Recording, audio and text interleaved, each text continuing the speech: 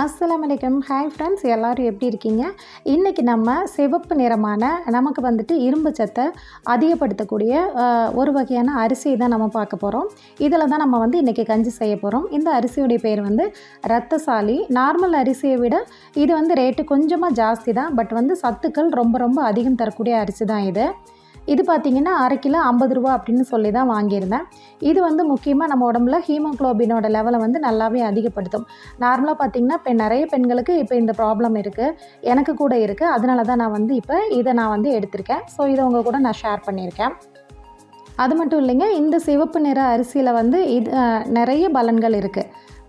இது வந்துட்டு நம்மளுடைய உடம்பில் இருக்கக்கூடிய அதாவது சக்தியை வந்து அதிகப்படுத்தும், நல்ல வலுவை கொடுக்கும். இதில் வந்து கஞ்சி செய்கிறதுக்கு நார்மலாக வந்து நான் ஒரு கொஞ்சமாக நமக்கு தேவையான அளவு அரிசி வந்து நான் எடுத்திருக்கேன். சின்ன கப்பில் தான் எடுத்திருக்கேன். அதை நல்லா 2 தடவை தண்ணி ஊற்றி அரிசியை கழுவிட்டு ஒரு 1/2 மணி நேரம் போல் ஊற விட்டுருந்தேன். ஊற விட்டுட்டு இந்த மாதிரி ஒரு தட்டில் பரப்பி ஃபேன் காற்றுல வச்சிட்டோன்னா வந்துட்டு நமக்கு அந்த ஈரப்பதமெல்லாம் நல்லாவே போயிடும். அதுக்கப்புறம் ஒரு மிக்ஸி ஜாரில் சேர்த்துட்டு நம்ம லைட்டாக கொரப்பாக அரைச்சி எடுத்துக்கலாம். இந்த மாதிரி அரைச்சி எடுக்கும்போது நமக்கு வந்து கஞ்சி சீக்கிரமாகவே வெந்து கிடச்சிரும். அதனால தான் இந்த மெத்தடை நான் வந்து ட்ரை பண்ணியிருக்கேன். இப்போ இதை ஒரு ப்ரெஷர் குக்கரில் சேர்த்துட்டு தேவையான அளவு தண்ணி சேர்த்துக்கலாம்.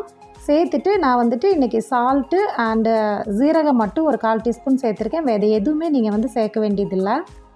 சேர்த்துட்டு மீடியம் ஃப்ளேமில் ஒரு 4 விசில் விட்டு எடுத்தேன். பாருங்கள், சூப்பரான நல்லா கமன்னு வாசனையோட நமக்கு வந்து கஞ்சி கரெக்டாக வெந்து வந்திருக்கு. இப்போ இதில் நம்ம தேவையான அளவு சுடு தண்ணி சேர்த்துட்டு கஞ்சியோட கன்சிஸ்டன்சியை வந்து கரெக்ட் பண்ணிக்கலாம். ஏன்னா நிறைய பேர் வந்து திக்காக சாப்பிடுவாங்க, நிறைய பேர் கொஞ்சம் லிக்விடாக சாப்பிடுவாங்க. நான் பாருங்கள் இந்த கப்பில் தான் வந்து ஒரே ஒரு கப் அளவுக்கு அரிசி எடுத்திருந்தேன். அதுலேயே இந்த அளவுக்கு அதாவது கரெக்டாக 2 பேர் சாப்பிட்ற அளவுக்கு நல்லாவே வந்து கஞ்சி ரெடி ஆகிருக்கு. இப்போ இதில் தேவையான அளவு சுடு தண்ணி சேர்த்துட்டு உப்பு நம்ம வந்து செக் பண்ணிக்கலாம். இதை கஞ்சியாக மட்டும் இல்லைங்க, நம்ம சாப்பாடாக கூட செஞ்சு சாப்பிட்லாம். பட் நான் வந்து கஞ்சியாக தான் எடுத்திருக்கேன். இன்றைக்கி வந்து எங்கள் வீட்டில் இதுதான் மார்னிங் வந்து பிரேக்ஃபாஸ்ட்டு.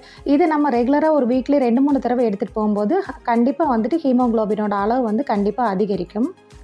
உடம்புல சுத்தமாக ஸ்ட்ரென்த்தே இல்லை, ஹீமோக்ளோபினோட அளவு ரொம்ப கம்மியாக இருக்குது அப்படின்னு நினைக்கிறவங்க கண்டிப்பாக வாரத்தில் ஒரு 3 தடவையாவது இந்த கஞ்சியை நீங்கள் ட்ரை பண்ணி பாருங்கள்.